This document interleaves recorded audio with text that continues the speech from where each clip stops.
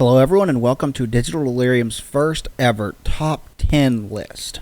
I thought about it and it occurred to me that I have done video game podcasts, I have talked about video game news, I have reported video game news, I have done video game reviews, and I've covered cons. In a sense, I am kind of an amateur video game journalist, so I figured I could probably get away with doing this.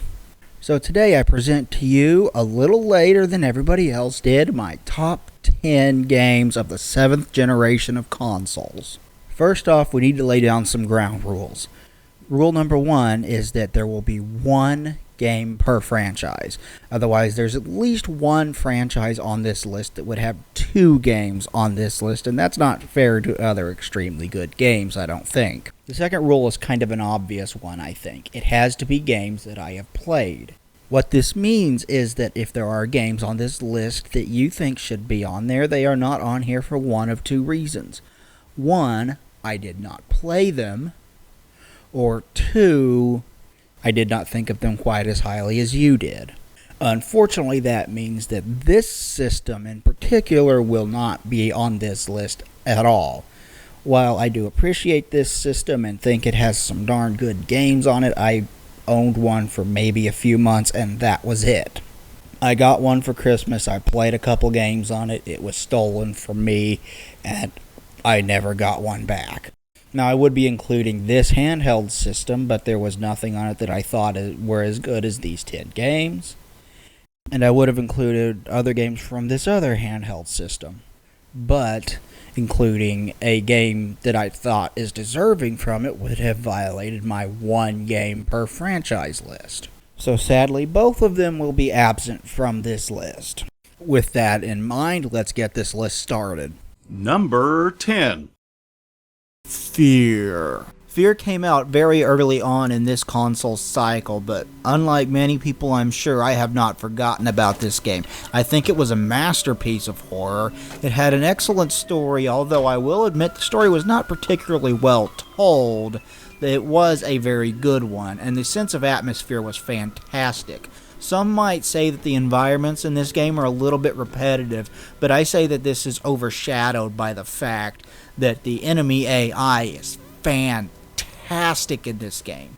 These guys are a lot of fun to fight, and it makes this game entertaining from beginning to end. For the horror elements, this game really relies on psychological horror.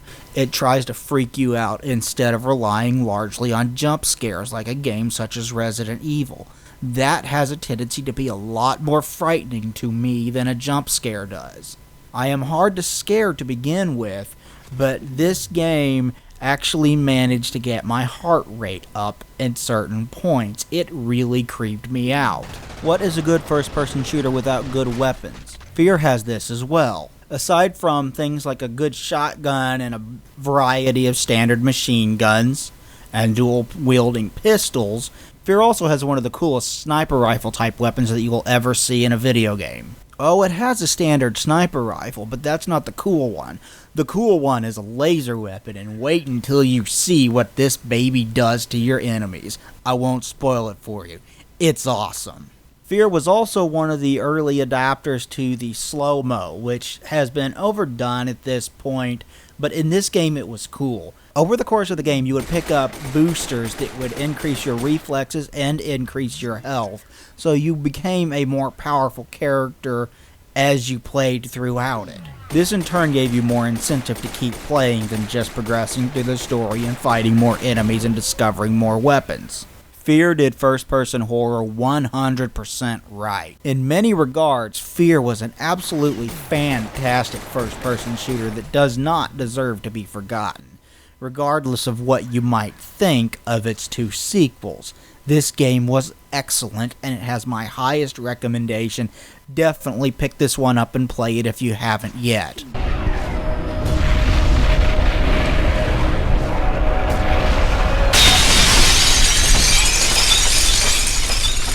Number 9. Doom 3 BFG Edition. The original Doom 3 came out long ago enough that it would not actually count on this list if it weren't for this re-release of it a couple years ago. However, this re-release of Doom 3 presents one of the best package deals in the history of video games. Your hard-earned money nets you the Ultimate Doom, Doom 2, a 9-level brand new campaign for Doom 2, Doom 3 in high definition with a couple of added features, Doom 3 Resurrection of Evil, and a brand new campaign for Doom 3 called Lost Levels. Wow, that is a lot of content packed onto one disc. How could anybody say no to something that awesome? The only thing missing from this is Final Doom, and I kind of wish it had been added, but considering how much is here, including some new stuff, it is difficult to complain. This package is fantastic. The fact that Doom 3 still isn't ugly some 9 or 10 years after it was originally released is a testament to how good the original game looked. The art design for this game was fantastic. It was absolutely top-notch. The enemy animations and ally animations were unheard of at that point in time, and of course the lighting was so good that it still looks good to this day. The upgraded visuals are a nice touch unless you got to play the older version of Doom 3 on the highest setting that it would allow. If you got to play then this isn't going to be much of an upgrade, but this port is more about the consoles than it is the PC, and that's fine, because the console version of this game is by far the best. It is fantastic, and I highly recommend picking this one up. Doom 3 has some of the best sound design that you will ever find in a video game. The voice acting is decent enough. It expands quite a bit on the Doom lore and the Doom story, where the original Doom had a very basic story. This has quite a bit more for you to chew, and it's not half bad. All the classic weapons are here, and it now has a mid-range machine gun, which the original Doom severely lacked. Your only options in the original Doom were a weak pistol or a chain gun that ate through ammo incredibly quickly. Now you have an option somewhere in between, and that's kind of a nice improvement to this version of it. This also is brighter than the original, which, depending upon who you are, is a good or bad thing. Some people see it as a bad thing because they saw the darkness management of the original game as part of the reason why it was so frightening. Others see it as a good thing because you can actually see where you're going now. Pulling out your flashlight is easier, and you can attach it to a weapon or two, which is really nice. All in all, this is the definitive version of Doom 3. If you have not played this horror first-person shooter masterpiece, definitely pick this one up. It is awesome. This series deserves all the praise it can get, and this is an excellent way to collect most of it, as well as a couple of brand new pieces. Now let's all sit back and wait for Doom 4. Number 8. Rage. Stop me if you've heard this before. id Software released a brand new video game, and with it came the best engine on the market. I think we've all heard that before.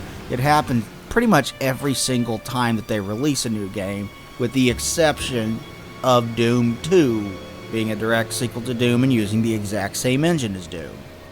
This new engine did not disappoint. It came with the best animations we have ever seen in a video game, and it was the most beautiful game on the market. In fact, it might be the most beautiful game of this generation of consoles.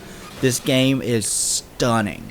There are, however, two legitimate complaints that can be lodged against Rage, and they're both completely fair. The ending to this game is not very good, and the final level of this game is not very good either. Both of these 100% legitimate. Neither one of these, however, erases everything that came before it, and everything that came before it is fantastic. What you will find in Rage is a wide variety of weapon types, from shotguns to pistols to machine guns to rocket launchers and everything in between, all of it customizable with a wide variety of ammo that you can collect items for and build yourself, and completely customizable items as well. You find parts, you find plans, you build new items. Every single type of enemy in this game has its own set of rules and AI. So every single time you go to a new area and fight new enemies, the new enemies will act differently than anything you've fought before, forcing you to change up your tactics on the fly to get used to fighting this new group of enemies. This is something that more games should do because this really helps keep the gameplay fresh. But there's more to Rage than just running around and shooting things. You can also drive around and shoot things. Kind of like Twisted Metal meets a traditional first-person shooter, because there are sections of this game where you are given a vehicle and you have to drive around in the wasteland. There are other people driving around in the wasteland and they will try to kill you. That's why you have to get into races and equip your vehicle with brand new items and weapons and armor, and you use these to take out the enemies. It's all a lot of fun and really helps keep Rage fresh for the 15 to 20 hours that you'll probably be playing this game. There are a lot of side missions in this game, and so there is plenty within it to keep you busy. And the multiplayer is not traditional first-person shooter multiplayer like every other FPS on the market has. Instead, this opts for basically what amounts to online Twisted Metal. And if you like Twisted Metal, that's cool. Damn near every single thing about Rage is fantastic, and it has my highest recommendation. Definitely play this one if you have not, and play it again if you remember it not being all that great. This game is awesome, and there's a very good chance that that last level just happened to leave a bad taste in your mouth. The rest of the game is fantastic. Number 7. Uncharted 2: Among Thieves. The Uncharted trilogy is by far one of the most praised trilogies of this generation of consoles, so it should be no surprise to anyone that at least one of them will make quite a few end of the 7th generation top 10 lists. And indeed, the second one is making my list. I feel like this one is the best one. But what makes Uncharted, the entire trilogy, so great in the first place is not just the fantastic gameplay, which is everything that the original Tomb Raider games tried to be, done so much better, but the story as well. Nathan Drake is an extremely likable and funny protagonist. Sully is another fantastic character, and this game really doesn't have any bad characters that I could think of off the top of my head. Even villains tend to be likable in some way in this game, even if it is in a way that you like to hate them. The engine that powers these games is top notch as well. These games are absolutely gorgeous. They represent some of the best graphics of this generation, and I'll tell you this, Naughty Dog always gets the best use out of the PlayStation hardware. They have since the original PlayStation, and this generation was no exception. This game is absolutely gorgeous, and I want you to notice something. Color. So many AAA games this generation lacked color. And look how much more realistic this looks because it has more than just earth tones and browns and grays. I can't praise the graphics enough how pretty this game is. The animation is also top-notch, and Naughty Dog's animation has always been top-notch, even dating back to the original Crash Bandicoot. For the PlayStation 1, that has great animation. For the PlayStation 2, Jak and Daxter had great animation.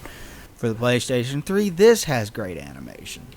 But the gameplay is also fantastic. You will be running around, hiding behind objects, and fighting a lot of enemies, which in a way is kind of similar to the Gears of War trilogy. This does pull far away from the Gears of War trilogy by having sections where you will be platforming and climbing all over the sides of buildings and up tunnels and all kinds of stuff.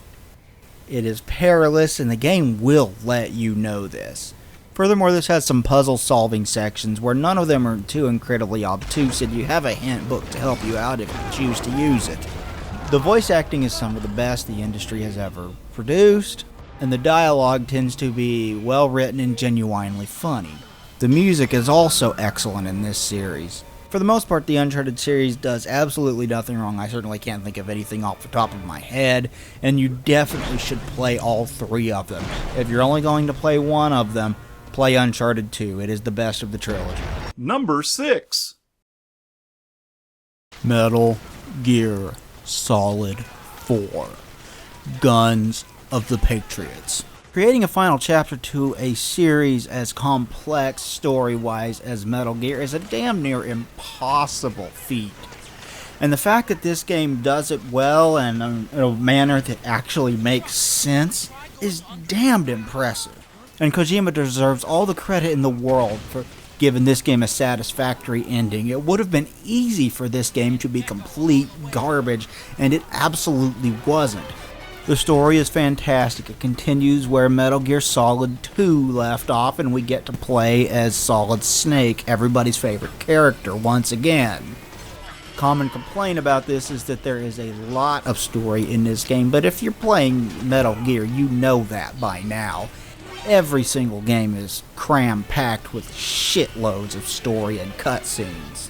But the gameplay in between it is not bad either. You get to aim and walk around from the first person for the first time. You could aim from the first person in the past games, but in this one, it lets you walk around while in first person mode.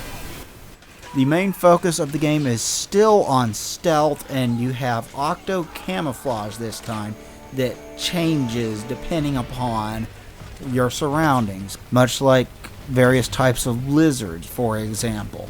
You'll be laying on the ground perfectly still for a few seconds, and then your camo will change to match the pattern on the ground. It does this automatically and eliminates the need to constantly switch your camo to try to find the best one to hide your current position, like we did in Metal Gear Solid 3.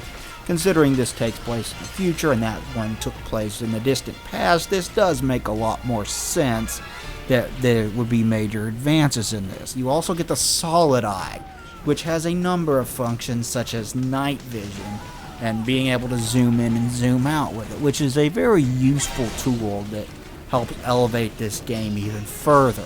You meet a wide variety of very cool characters, some new, some old, some surprising returns, and this game also has the single biggest nostalgia bomb in the history of video games.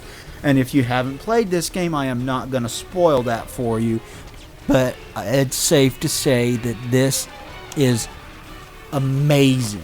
Absolutely awesome. It's one of the coolest moments in the history of video games, and you're going to love it if you do not already.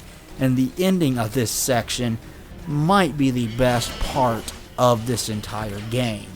Gameplay-wise, this does offer up a bit more variety than previous entries in the series. A couple sections in this game are the standard stealth, for example. You drive a couple vehicles. There is a section where you're tailing a guy through the streets of London. It's got more variety than past games, which is a good thing. But I played through this game several times, way too many times for this to be excluded from this list, and it has my highest recommendation to anybody that likes this series.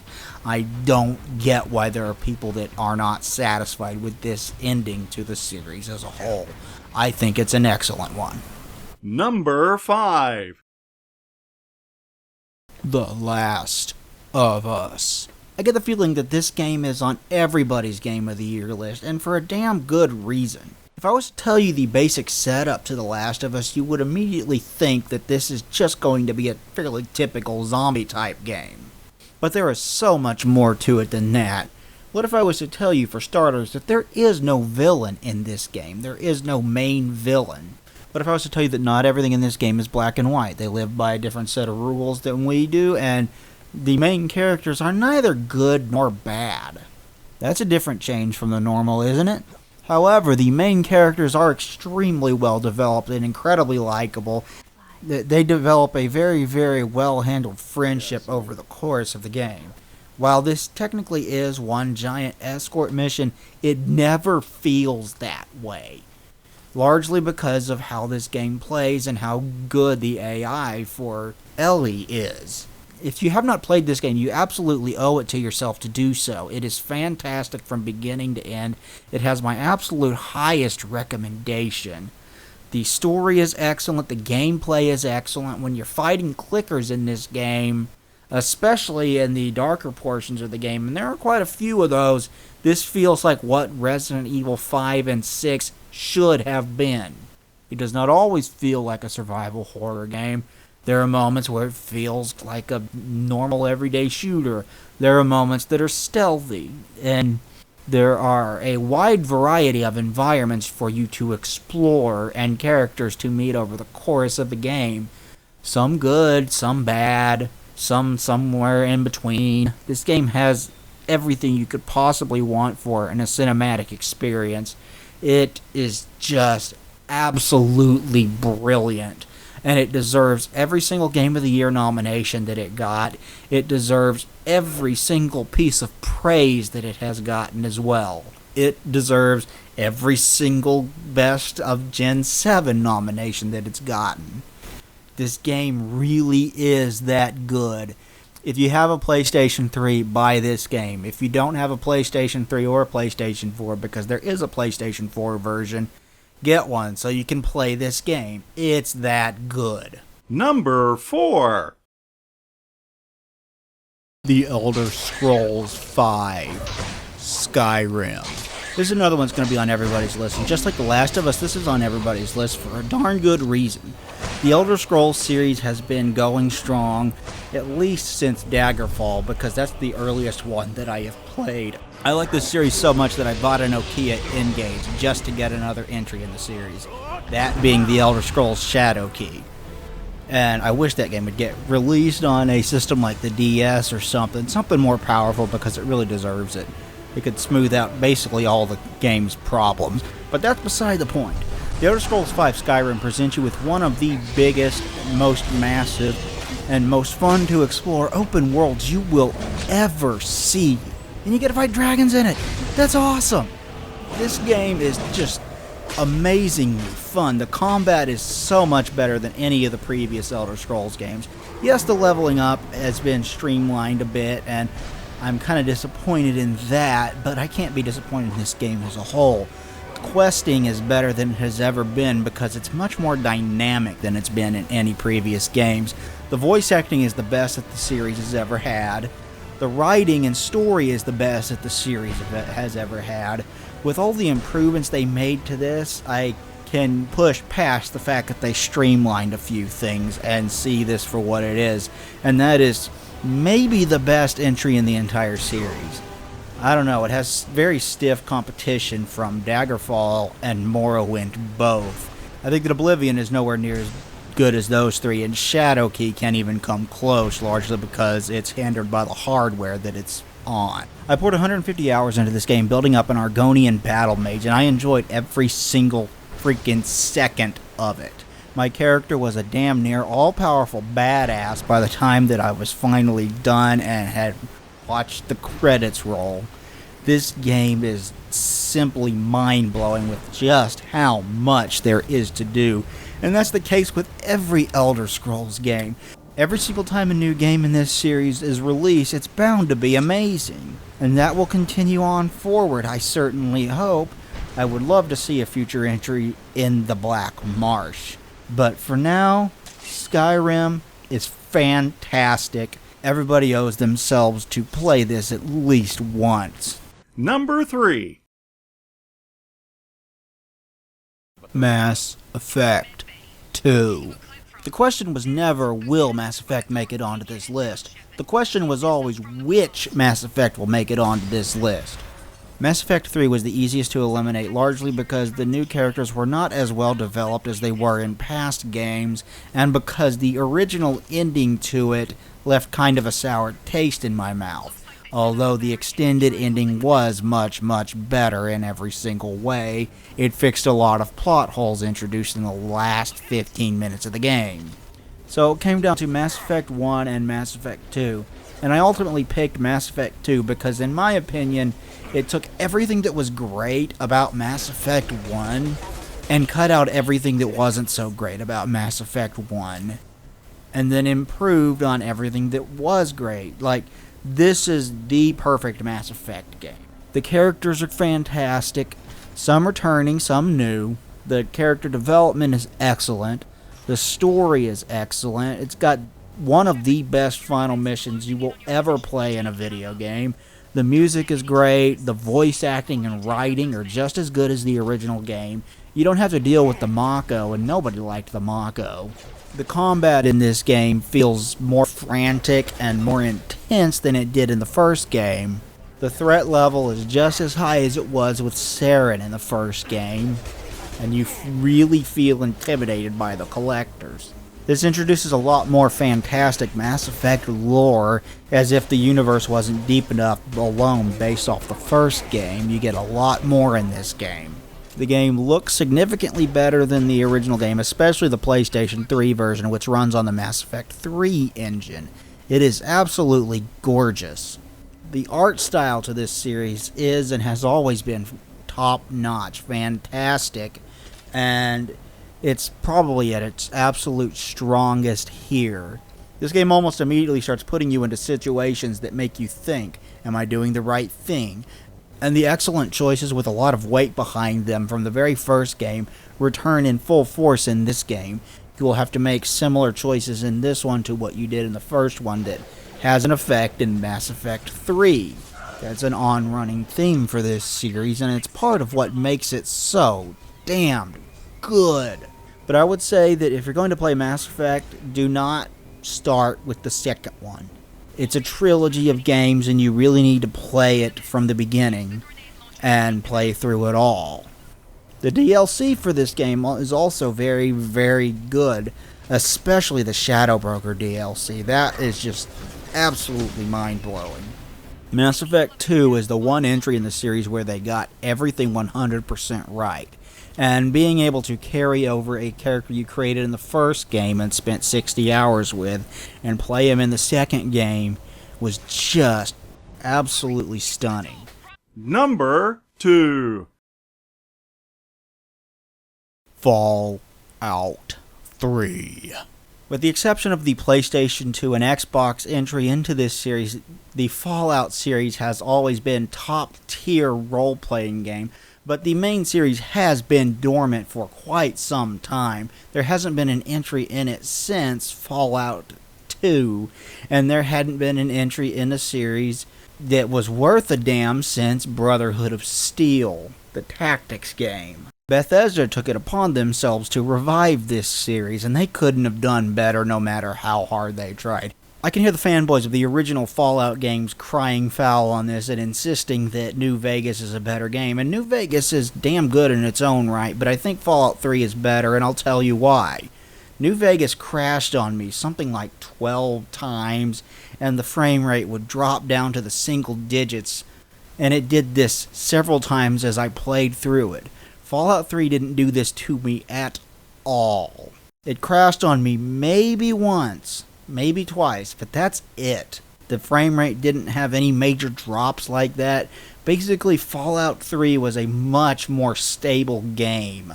That and stepping out of the vault for the very first time and seeing the wasteland before you was just mind-blowing. They couldn't have set that up any better if they had tried, because they made you earn it. You had to play through a few hours of this game just to get there, and this game starts off uniquely. It starts off literally with your character being born, and then you design how he's going to look, and your dad in this is Liam Neeson. That's awesome. They got a major voice actor to voice the father in this, and I wish he had a bigger part. The story in this game is by far the best that Bethesda has ever told, even if the ending isn't all it's cracked up to be. It deserves a better ending, and Fallout New Vegas does have a better ending than this. You feel like, as you're traveling throughout the wasteland, everything you do has weight in some way. Everything you do matters. Everything you do changes the way the world around you operates. People react differently when you enter towns depending upon your previous actions. You will become famous or infamous depending upon what you do, and there is a ton to do. This also has probably the most well-developed and well-built world that I have ever explored. I could not get enough of the Wasteland when I popped this game in. The Wasteland even outdoes the world in Skyrim. That's how awesome the capital wastes are. If you haven't played Fallout 3, clear out your schedule and pick this game up, because it is well worth every single penny, and it isn't expensive. You will get way more than your money's worth when you buy this game. Fallout 3 is phenomenal, and it's almost good enough to make my number one spot. Before we get to number one, let's take a look at some honorable mentions. Honorable mention. Metro 2033. On the surface, Metro 2033 would seem like it's very similar to Stalker Shadow of Chernobyl, but when you actually play it, it's much more similar to a Half-Life style of first-person shooter, where it is an event-driven, story-driven game that is quite linear. That does not mean it is bad, however. This game is absolutely dripping with atmosphere, and the mechanics centered around gas masks are actually pretty cool and make this game stand out. The creature designs in this game are excellent. It is fairly creepy, the story is cool, the characters are cool, the world is fascinating and a joy to explore and run through, but it does have some problems. The game is very buggy, and there can be some incredibly annoying bugs that will hinder your gameplay. And the actual shooting mechanics can seem like they're a little bit off because enemies can be major bullet sponges where you swear they should have gone down a while ago. Nonetheless, this is a very good game and well worth your time. It just missed the cut because it's buggy and it has a few other problems. Other than that, I would recommend giving this one a try. It's one of the more unique first-person shooters of this generation of consoles, and it is a hell of a lot of fun. Honorable mention. Brutal Legend. I admit that I am biased towards this game because this game was built from the ground up for somebody like me who absolutely loves heavy metal. That doesn't stop it from being a fantastic game in its own right. It just means it has a badass soundtrack and a badass art design that was inspired by heavy metal.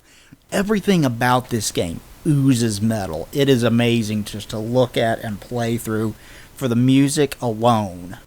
But this game actually manages to get RTS working on a console, and it does it extremely well. It simplifies things a whole bunch, but in doing so, it creates a user interface that is easy to use and easy to understand, and most importantly, easy to work with when you're working with thumbsticks instead of a mouse and keyboard.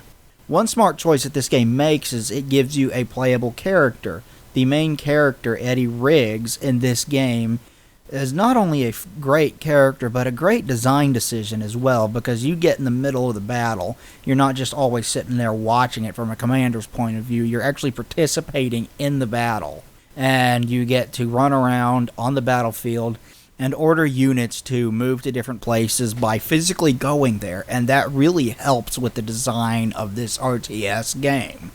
This is from Double Fine, and it comes with Tim Schafer's awesome sense of humor. This game is very funny. The world it inhabits is fascinating. It's got a great backstory, and the story to this is pretty good. Each faction in this game is inspired by some form of heavy metal or another, such as the Tainted Coil being inspired by industrial metal, the Drowning Doom in being inspired by black metal. It's not inspired by emo people, get it right. Black metal is much better, and Ironhead, the one you play as, being inspired by traditional heavy metal. And there is plenty of metal within this game. Ozzy has a role in this game, Lita Ford plays a character in this game, Rob Halford plays a character in this game, Lemmy from Motorhead plays a character in this game. It's awesome. If you love heavy metal, you owe it to yourself to play this game. If you love a good RTS and want to see it done well on a console, you owe it to yourself to play this game. If you love a good art style, or a good story, or good characters, or funny video games, you owe it to yourself to play this game. Don't miss this one, it is great. Honorable mention. Resistance 3. I so badly wanted to put a Resistance game in this top 10, but given how many good games there were, I just couldn't quite fit it in. I will say this though, the Resistance trilogy is my favorite batch of shooters from this generation of consoles. I absolutely love them, and I feel like Resistance 3 is the best of the three. Resistance 1 was an excellent launch title that really showed what the PlayStation 3 could do. It looked good, it sounded good, it crammed a lot of enemies on screen at once without slowing down. In this regard, it was rather impressive. It had some cool weapons and an alternate history story that supposed that World War II did not happen because we were too busy dealing with an alien invasion. And there is a massive amount of backstory for this franchise. Resistance 2 fell to what General Lotz refers to as the COD monster, which is to say you could only carry 2 weapons at a time and it had regenerating health. I didn't like this very much, but it did have some fascinating and amazing set pieces. It also had some incredibly memorable and unbelievably intense battles, and much like the first game, it had some really cool weapons. Resistance 3 mixes the best of Resistance 1 with the best of Resistance 2 and comes on top as the best game in the series, in my opinion. Although I wish the co-op mode from Resistance 2 had made it into Resistance 3. Why can't we have co-op through the campaign and that awesome co-op mode where you leveled up your characters in Resistance 2 both? I would have loved that. Nevertheless, this was an excellent game with a cool finish to the story, and you got to play as a new character, sort of, because he was introduced in Resistance 2. If you do not know who that is, I'm not going to spoil it for you, but this game is well worth your time, especially if you're a fan of good shooters. This is not for the Call of Duty crowd. It does not follow the Call of Duty formula where you're going to be corridor shooting the same Middle Eastern enemies in environments that have no color in them. As you notice from this footage, it's largely dominated by the color blue, which is way more pretty than largely dominated by the color brown. I like that a lot. The weapons in this game, of course, much like the previous entries in the series, are a hell of a lot of fun to fire, and the firefights you get into are incredibly intense. This puts you in some very, very cool scenarios as you travel throughout the USA and visit a whole bunch of different towns. It's a hell of a lot of fun, it is intense, and it is awesome. I highly recommend the Resistance trilogy as a whole, but this is the best of them. Honorable mention. Dead Space. After having thrived for the PlayStation 1 and PlayStation 2 generations 5 and 6, the survival horror game almost disappeared for the 7th generation. Resident Evil went in an action direction, Silent Hill lost its way, and there weren't very many other companies attempting to produce actual survival horror games. Along came Dead Space, and we all thought it would be the savior of the survival horror genre. It was a damn good one that took after Resident Evil 4 and added a number of things such as the ability to move and shoot at the same time. Dead Space was creepy, it was very atmospheric, it had great environments and good art design, and a huge campaign backing it that included a movie that was hand-drawn. This game looked quite good. The voice acting was decent. The story was pretty good, although it didn't come into play all that much until towards the end of the game. But it was awesome. We all thought it was going to be the savior of survival horror. Of course, we all know by the time the third one came out, it had turned into an action game and lost its own way as well. But for a brief shining moment, the original Dead Space was awesome, and it carried the survival horror torch extremely well. The necromorphs are fantastic enemies, and this reminds me of a combination of the movies Event Horizon and Alien. Both excellent movies to take inspiration from, especially Alien, which is one of the best horror movies of all time and has been the inspiration for many a video game since. This game was violent, it was bloody, it was gory, it had a wide variety of very cool weapons that you could use. The suit that Isaac wore looked really cool. And it integrated all of the necessary information into the suit and a variety of other things. Your inventory, for example, would pop up as a hologram in front of you, and gameplay never stopped. The only way to unimmerse yourself in this game was to actually pause it so you could go to the bathroom. Bringing up inventories or anything else that traditionally pauses this kind of game doesn't do that in this one. Nothing breaks the immersion, and Dead Space is even better for that. If you didn't play Dead Space back when it was released, go pick it up. It's fairly cheap at this point, and it's highly recommended, at least if you like horror games. And I do, as is evidenced by a number of other entries on this list. Number 1. Half-Life 2. Now I can hear people crying foul on this particular pick from a fucking mile away, but I'm gonna pick it anyway. It was released on both the PlayStation 3 and the Xbox 360 in the form of the orange box. It counts. Half-Life 2 was an absolutely fantastic game. It is pretty much a perfect shooter. This deserves a place among legendary titles such as Duke Nukem and Doom.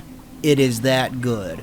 In Half-Life 2, you play as Gordon Freeman, the same character you played as in Half-Life 1. And it's picking up the story years later. He's kind of been in some kind of stasis state or something similar to that, and he's woken up to a world that is very unfamiliar to him. The world has been invaded by a group called the Combine, and you got to figure out who they are, what they're doing, what they want, and possibly how to stop them should you need to. The world that they craft in Half-Life 2 is excellent. There are tons and tons of great weapons to use in this game, including one of the coolest weapons in the history of video games, the gravity gun. And the level that follows up the immediate introduction of the gravity gun could not put it to better use. The level could almost be described as survival horror because it feels like you're going through a horror game almost. It's a very horror-oriented section of it with tons of headcrab zombies and tons of traps and items for you to toss with the gravity gun. This has a variety of vehicle sections within the game as well, and the vehicles are all really cool. They are fun to drive, they have a sense of speed to them, and they are not difficult to control at all. The story to this game is much better than you would expect from a first-person shooter. The story to this game is great. It intentionally leaves you in the dark on quite a number of things, but that's not a bad thing. That makes the story more open for debate as to what exactly is going on. But the characters are the real centerpiece here as far as story is concerned. They are well developed, they are fun to talk to, they're well voice acted. Ally AI in this game is not dumb. You'll be glad to have someone like Barney fighting by your side when you get the chance to. And the characters are all highly memorable because every single one of them absolutely exudes personality. This whole game exudes personality. It's got a fantastic atmosphere where you feel this oppressive overlord-like government that governs over the people and controls every aspect of their lives, and you get the sense that indoctrination is going on. A whole lot of not so good things, and you've got to figure out exactly what's going on and put a stop to it. A number of your favorite weapons return from the very first game, such as the crossbow. You will eventually run into that, and the infamous crowbar, which you picked up near the beginning of the first game, and you pick it up near the beginning of this game. This game has quite a few very memorable battles that you will fight over the course of it that really help elevate it above the level of good shooter. That on top of the fantastic art style that looks distinctly and uniquely Half-Life. You look at this game and you're like, that looks like Half-Life. You look at anything connected to this game and you go, that looks like Half-Life. The engine that powered this game was so good that it damn near rivaled the engine that powered Doom 3. One thing it definitely did better than that engine was outdoor arenas for you to fight in. This had bigger arenas that were more open than Doom 3, but the two games called for different kinds of environments because they were very different kinds of shooters. Half-Life 2 is a prime example of a shooter that does everything right.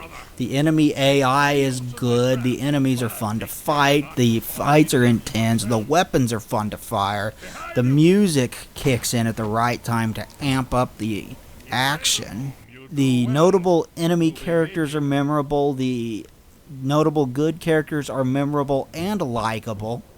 You genuinely care about these people in one way or another, and just everything about this game is excellent. If you have not played Half-Life 2 and Half-Life 2 Episodes 1 and 2, I implore you, play these games. They are absolutely fantastic, and they will not let you go until you have finished them. Half-Life 2 is my #1 game of the 7th generation of consoles. It is brilliant.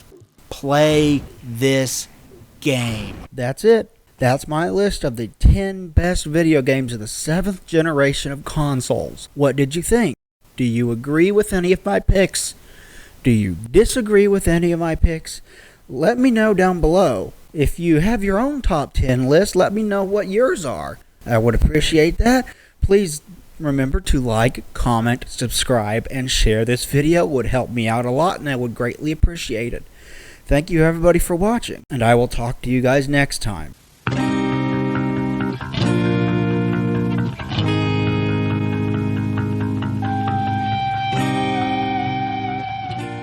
I'm Commander Shepard, and this is my favorite top 10 list on the Citadel.